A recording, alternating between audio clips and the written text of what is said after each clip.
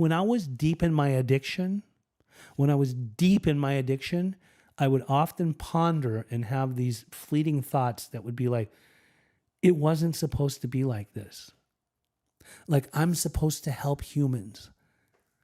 Why would that thought, that was my consciousness. But I think that's when intuition was most definitely kind of just breaking through the numbness of the addiction to let me know you've got to change your life, so that if you want to help people, you got to get out of the grips of addiction and go do something about it. And that's what I did when I raised my hands and did what I feared the most, which was my ego, my disease of addiction, whatever you want to call it, didn't want me to do. Once I raised my hands, God placed the angels in my path. People like Siamak Afshar, people like Amir, people like all the people that were placed in my path that showed me the ropes of recovery. And that's why it's been my ultimate duty to try to help others in the same sense. And that's what I'll do to the day I drop. But I remember holding his hand and hearing his voice in my head and saying, Pejman, when we die sober. We die sober. And I knew right in that moment that my greatest mentor and teacher was dying a sober man.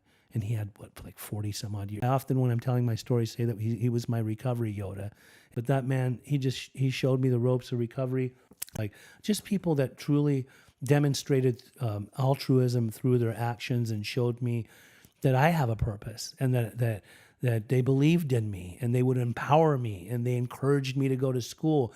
And I remember being in my first recovery home when I wanted to be sober and thinking, like, how does this all work? And eventually opening my own homes in Westwood, LA, and up in all over LA and in Orange County, having these recovery homes and doing exactly in those homes that was done for me, because it's a formula that works and helps save lives. And they don't just be sober, because there's a difference between sobriety and recovery. They get into the path of recovery and they move mountains. Siamak used to tell me, you stick on this path and you're going to move mountains. I told him, Siamak, I'm going to chisel every single way of the way just to be able to get these mountains moved, right? And that's exactly what I did, and that's what I get to see. I become just beautiful human beings that do great things. They become fathers and mothers, and they have kids, and they hold jobs, and most importantly, they're in active service of other people. So they find their purpose in their respective lifestyles or whatever field they're working in.